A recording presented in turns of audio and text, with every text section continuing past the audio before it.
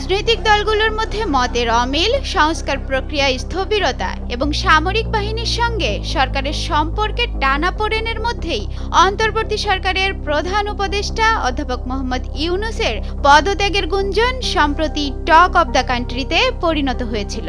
Doctor ইউনূসের পদত্যাগের গুঞ্জন যখন আলোচনা তুঙ্গে, তখন রুদ্রদ্বার বৈঠকে উপদেষ্টা পরিষদ। এরপরই বিএনপি, জামায়াতে ইসলামী ও এনসিপি সহ অধিকাংশ রাজনৈতিক দলের সঙ্গে প্রধান উপদেষ্টার বৈঠক। এই সব কিছু মিলিয়েই দেশের রাজনৈতিক অঙ্গনে আবারও উত্তাল ঢেউ।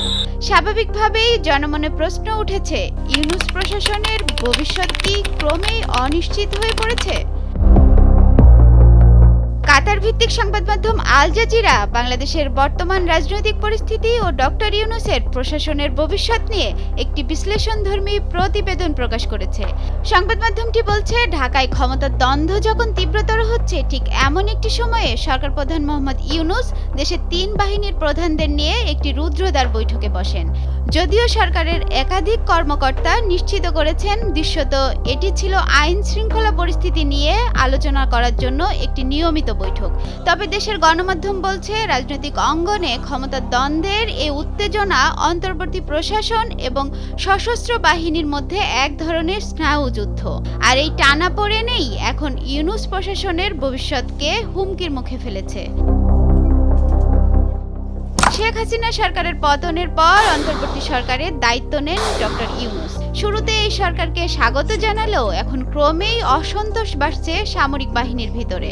সম্প্রতি সেনাপ্রধান জেনারেল ওয়াকারুজ্জামান প্রকাশ্যে জানিয়েছেন ২০২৫ সালের ডিসেম্বরের মধ্যেই একটি জাতীয় নির্বাচন সম্পন্ন হওয়া উচিত। তিনি আরও জানিয়েছেন, দীর্ঘদিন ধরে সেনাবাহিনীকে বেসামরিক কাজে ব্যবহার করা হচ্ছে, যা পেশাদারিত্বের পরিপন্থী এবং দীর্ঘমেয়াদে দেশের নিরাপত্তার জন্য হুমকি স্বরূপ। অন্যদিকে সরকারের দাবি, নির্বাচন আয়োজনের আগে রাজনৈতিক সংস্কার, সুরক্ষা ব্যবস্থা এবং অন্তর্বর্তীকালীন ব্যবস্থার দৃঢ়তা নিশ্চিত করতে হবে। সেই জন্য প্রয়োজন আরও সময়, যা হতে পারে ২০২৬ সালের মাঝামাঝি। এর বাইরেও সেনাপ্রধান ওয়াকার অন্তর্বর্তী সরকারের বিবেচনাধীন কয়েকটি গুরুত্বপূর্ণ উদ্যোগেরও জোরালো বিরোধিতা করেছেন। তার মধ্যে রাখাইন রাজ্যের জন্য মানবিক করিডোর এবং চট্টগ্রাম বন্দর হস্তান্তর অন্যতম। সেনাপ্রধান জোরালোভাবে জানিয়েছেন, এ ধরনের সিদ্ধান্ত শুধু জনগণের ভোটে নির্বাচিত রাজনৈতিক সরকারই নিতে পারে। দেশের সার্বভৌমত্বের সঙ্গে কাউকে আপোষ করতে দেবে না সেনাবাহিনী। এরই মধ্যে সেনাপ্রধান ওয়াকারকে পদচ্যুত করার চেষ্টা করেছিল সরকার, এমন খবরও ছড়িয়ে পড়ে, যা বেসামরিক সামরিক সম্পর্ক নিয়ে জনমনে প্রশ্ন তৈরি করেছে।